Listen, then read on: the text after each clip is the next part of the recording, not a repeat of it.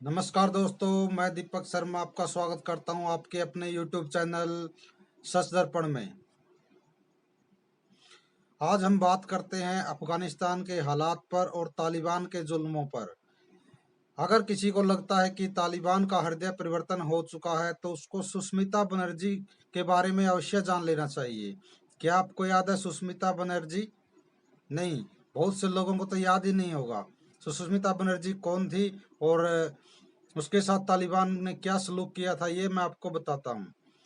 सन 2008 के आसपास मुझे सुष्मिता बनर्जी की एक पुस्तक पढ़ने का मौका मिला था, एस्केप फ्रॉम तालिबान। जी हाँ, एस्केप फ्रॉम तालिबान।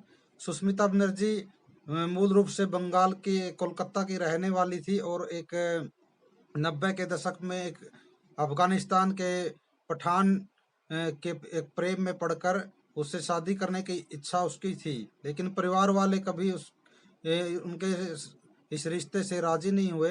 तो उन्होंने फैसला किया कि देश छोड़कर अफगानिस्तान चले जाएंगे। मैं आपको बताना चाहता हूँ कि इसके ऊपर एक फिल्म भी बन चुकी है जिसमें मनीषा कोइराला ने ये सुष्मिता का रोल किया है। तो ये भी सुष्मिता का जो किरदार है उन्होंने निभाया। ये उनके जीवन का और उनके करियर का बहुत ही महत्वपूर्ण हिस्सा है और मनीषा कोइराला की ये बेहतरीन फिल्मों में से एक है। तो बात कहाँ से शुरू होती है कि वो कोलकाता से अपने प्रेमी के साथ वहाँ अफगानिस्तान चली जाती है। वहां पे जाके उन्होंने जो जैसा सोचा था कि एक सुकून भरी जिंदगी होगी, लेकिन वो ऐसा कुछ नहीं था। सबसे पहले तो उन्हें धोखा मिला अपने प्रेमी से ही। वहां जाके पता चला कि वो शादीशुदा है और उसके परिवार में उसकी पत्नी के अलावा और 70 लोग हैं, जैसा कि आमतौर पर कबीलाई इलाकों में होता है। सभी इकट्ठे रहते थे, सभी जंगली थे और किसी को कोई भी पढ़ा लिखा वहाँ पे कोई नहीं था। तो वहाँ पे जाके उसको बहुत ही अजीब फील हुआ। हर रोज वहाँ पे हमले होते थे, लोग मारे जाते थे और उस समय रूस की सेना वहाँ पे थी और उसी सेना द्वारा हर रोज हवाई हमले, कभी फायरिंग होती ही रहती थी। जो सुष्मिता शादी के मुद्दे पर अपने माँ बाप के साथ एडजस्ट नहीं कर पाई, उसको वहां पर जाकर बहुत ही गंदी जिंदगी जीनी पड़ी और उसको सभी कुछ वहां पे एडजस्ट करना पड़ा और सहन करना पड़ा। उसके पति का नाम जाबाज खान था, जो कि पाकिस्तान से लगते हुए इलाके में रहता था। वहां पे बहुत कबीलाई टाइप इलाका था और जैसे रमजान का महीना आता, वहां पे किसी को खाने पीने की भी आजादी नहीं थी। वहां पे खाना भी वो नहीं बना सकती थी। वहां पे घर में आकर फतवे जारी कर दिए जाते थे, बता दिया जाता था कि ये सब करना है। औरतों को अकेला बाहर निकलने की भी आजादी नहीं है और बुर्का पहनना भी अनिवार्य है। कुरान के अलावा वो कोई पुस्तक नहीं पढ़ सकते। इस तरह के वहां पे उन्होंने रूल देखने को मिले। वहां पे भी उसको एडजस्ट करना पड़ा। लेकिन कहते हैं कि औरत प्रेम में कुछ भी कर सकती है। उन्होंने बहुत सहन किया।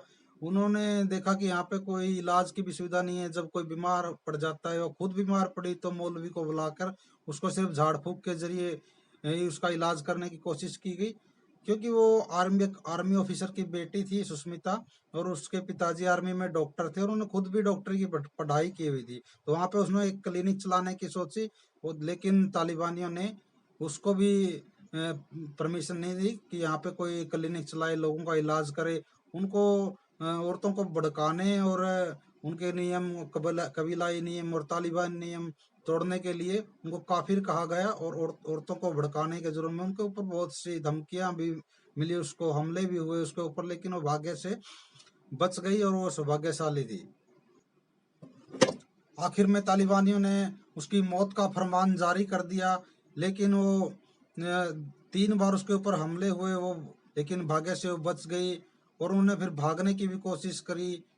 भाग 2 बार वो पकड़ी गई, लेकिन तीसरी बार वो अपनी सौतन की मदद से वहां से निकलने में कामयाब हो गई और अफगानिस्तान से पाकिस्तान होती हुई भारत में आ गई और कोलकाता में रहने लगी। करीब 2 दशक बाद उसने उन्होंने फिर महसूस हुआ कि उसको वहां पे जाना चाहिए और वहां पे औरतों की जो दुर्दशा है उसके लिए कुछ करना चाहिए, ताकि औरतों की दशा सुधर सके। जो दुर्दशा है वो, उनके मन में पीड़ा जागी। लेकिन उसका सारा वहम तब निकल गया जब वो वहां पर पहुंची और उसकी मौत का फिर से फरमान जारी कर दिया और एक सर्च ऑपरेशन चलाया गया। उसको ढूंढा गया और वहां पे उसको गोलियों से भून दिया गया। तो उसके जो घर परिवार के लोग हैं उनके अनुसार सुष्मिता बनर्जी को आतंकवादियों ने 15 गोलियां मारी थी, और 2013 की ये बात है, 2013 में उनकी हत्या कर दी गई। और 2 दशक के बाद वहां पे एक आशा लेकर, एक सुधार के लिए कि ताकि उनका हृदय परिवर्तन हो चुका होगा या तालिबानी सुधर चुके होंगे, वो गई थी, लेकिन वो गलत थी। उसकी वहां पे हत्या हुई और उसको कुछ नहीं मिला। तो वो इनकी किताब आप जरूर पढ़िए। अगर किताब नहीं पढ़ सकते हैं तो वो फिल्म जरूर देखिए, एस्केप फ्रॉम तालिबान, जो मनीषा कोइराला ने उसमें अभिनय किया है। बहुत ही सुंदर फिल्म है। अगर आपको देखनी है तो आप यूट्यूब पे उसको जाकर देख सकते हैं। तो फिलहाल के लिए बस इतना ही। अगर आपने हमारे चैनल सच दर्पण को सब्सक्राइब नहीं किया तो उस चैनल को सब्सक्राइब कर दें और बेल आइकन जरूर दबाएं। धन्यवाद।